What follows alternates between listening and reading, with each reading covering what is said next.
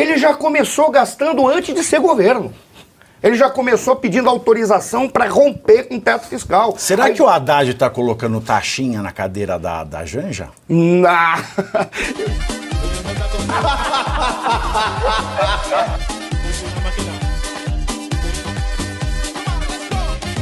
Agora, mais sério que a comenda é a revista The Economist, que ela publicou um duro editorial criticando a gestão fiscal do atual governo Lula com o título, aspas, para interromper a derrocada do Brasil, Lula precisa cortar gastos públicos desenfreados.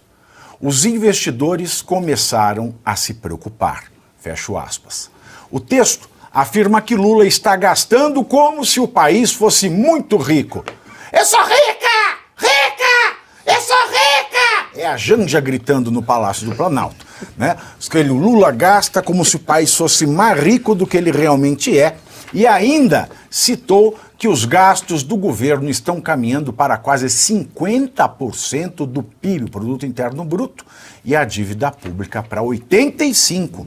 A revista citou também as críticas de Lula ao presidente do Banco Central, Roberto Campos Neto. Segundo o editorial, Lula Lelé tentou culpar a autoridade monetária pelas altas taxas de juros, mas que as decisões econômicas são reflexo da política fiscal do governo.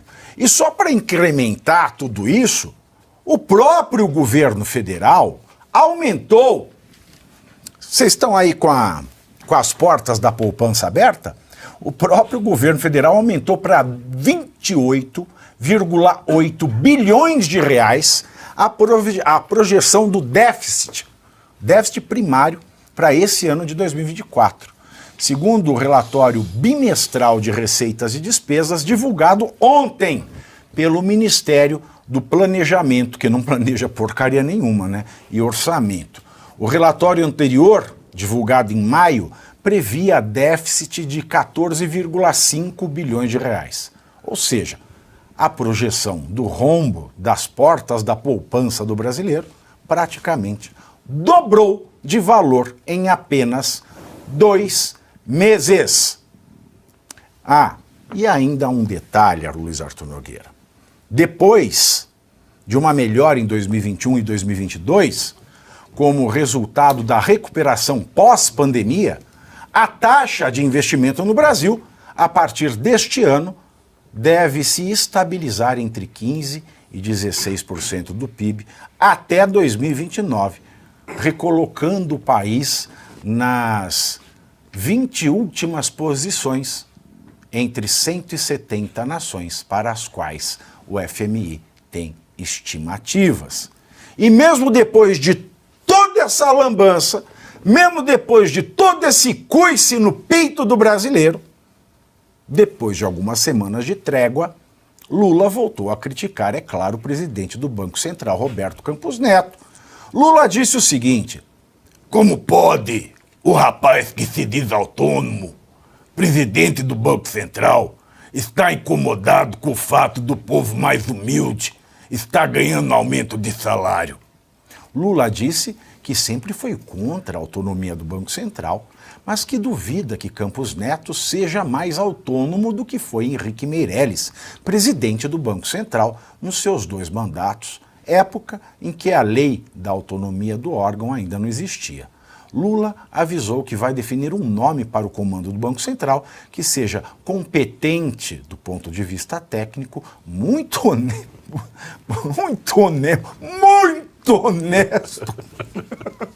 e sério do ponto de vista político. Luiz Arthur Nogueira, segue aí um Hadouken de merda para você comentar. Pavinato, começando pelo editorial duro da revista The Economist. Um editorial perfeito, fantástico, nota 10, porém, contudo, entretanto, publicado com 1 ano de atraso. Porque quem assina a revista Oeste já sabe há mais de 1 ano que o cenário fiscal do Brasil seria esse. Portanto, só agora a revista The Economist descobriu que o governo Lula está gerando um rombo incontrolável das contas públicas. Só agora a revista The Economist descobriu que o governo Lula está aumentando impostos e ainda assim consegue gastar mais do que arrecada, de que a dívida pública está ficando incontrolada. Ou seja, a revista Economist acordou tardiamente para algo que nós aqui no Faroeste Brasileira, que nós aqui na Revista Oeste já falamos há muito tempo. Ou seja, não adianta só ficar aumentando impostos. Chegou a hora de o governo Lula, de forma séria, será que isso é possível, controlar gastos. Por exemplo, o governo Lula alega que os gastos estão subindo muito na Previdência. É verdade. O brasileiro está envelhecendo, a nossa população está envelhecendo. Porém, muitos gastos da Previdência estão subindo por conta de fraudes. Fraudes que não são controladas pelo governo. E por fim, Pavinato, ficar criticando o presidente do Banco Central... Fraudes seriam fraldas na linguagem de Mussum? É mais ou menos isso, né? O governo precisa controlar fraude, porque são fraudes bilionárias. Agora, ficar criticando o presidente do Banco Central não faz sentido nenhum. Eu gostei dessa última frase que você falou aqui, ô Pavinato, que o Lula avisou, olha só... Que vai rolar a festa. Que vai definir rolar o nome para comandar o Banco Central a partir do ano que vem. Olha só, que seja competente do ponto de vista técnico, muito honesto e sério do ponto de vista político. Portanto, eu concluo que o nome não será do Partido dos Trabalhadores. Bom, só faltou ele escrever, né? Precisa-se de moça, boa aparência para secretária. Que lembra dessa, professor Sônia? Não. Claro que lembra. Claro que lembra. E aí, o que o brasileiro vai fazer com tanta notícia boa, hein? Que festa, hein? Comigo? É. Eu vou pegar alguns pontos aqui. Primeiro, meus cumprimentos a ti, Pavinato, a Geise, Scaf, Luiz, a todo o público que nos acompanha e a essa equipe maravilhosa. Eu quero ver o que a concorrência está falando. Peraí. A concorrência está falando o quê? A concorrência está falando do Biden. Ainda? Está falando do Biden e... Será que a concorrência não pode falar isso aqui? Não deve poder mesmo, porque ela está falando... Como está falando de tio porque Paulo... o Brasil está se esfacelando. Exato. O Brasil está se... Vocês estão falando do Biden, gente. O Biden já está frio. Já fez o que tinha que fazer. Mas olha, eu vou pegar alguns pontos aqui que são... como o Luiz falou... É impressionante. Agora veja, a Economist, ela, em vários momentos ela mostrou que parece que ela tem uma tintura um tanto quanto à esquerda. E por isso o atraso, me parece que é um atraso de ter desvendado isso, quase que intencional. Ela deve, eu não me assusto com a possibilidade de eles estarem sendo municiados por jornalistas, articulistas, assessores de imprensa do governo e até mesmo para, de alguma forma, entrar... Eu sempre parto daquela hipótese, daquela tese do Vitor Braun, do processo de terceirização da culpa. Afinal de contas, para quem é que vai ser colocada essa culpa? Está dizendo que o governo brasileiro gasta mais do que arrecada. Ele já começou gastando antes de ser governo. Ele já começou pedindo autorização para romper com o teto fiscal. Será que o Haddad está colocando taxinha na cadeira da Janja? Eu espero que ele coloque, para ver se ela começa a circular por locais que não estejam perto daqueles tomadores de decisão governamentais. Mas veja, quando você olha a posição, ele já começou gastando mais bem antes de assumir o comando da presidência da República. E detalhe, ele é obrigado, é isso que me assusta o Economist, é chegar ao ponto de dizer, não, agora ele está gastando. Como? Ele não viu como é que foi composto o governo? Que foi um governo composto única e exclusivamente para dar conta de como pagar aquelas dívidas de campanha, que foram dívidas para garantir uma coligação para derrubar um presidente da República e impedir que uma nova história fosse escrita pelo Brasil. Isso tem preço. É óbvio que ele ia gastar. E ele está gastando cada vez mais e mais e mais e mais. E é óbvio que para o Lula, no processo de terceirização da culpa, sempre cai no colo daquele que não está seguindo as suas ordens.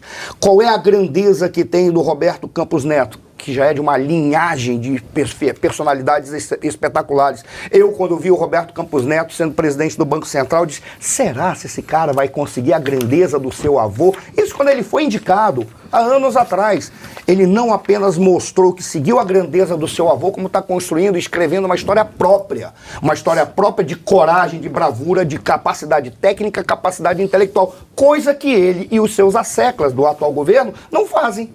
Não tem. Ele quer o quê?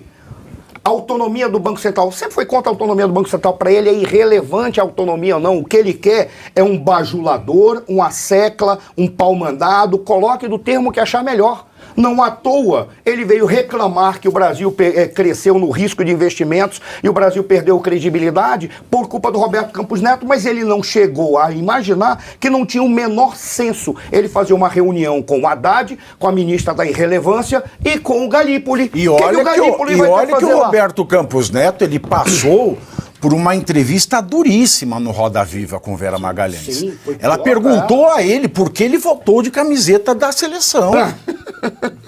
Agora, veja. A imprensa não dá mole, não. São perguntas dificílimas. Olha, o mais escrachado disso tudo é ele dizer assim, alguém que seja técnica e honesta do ponto de vista político. O que ele chama de técnico e honesto do ponto de vista político? É ser um pau-mandado do partido? Georgina de Freitas. Pelo amor de Deus.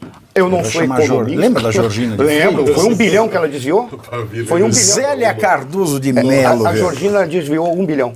Foi isso, né? Só isso. Ela desviou 1 bilhão. Mas veja, quando o Arthur falou e trouxe a questão do Banco Central, eu posso estar enganado.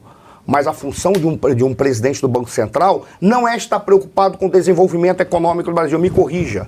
Isso não é papel dele. Para isso, uma pessoa é eleita para fazer um programa de governo que trate do desenvolvimento do país. A função desse cara é tratar da saúde da moeda.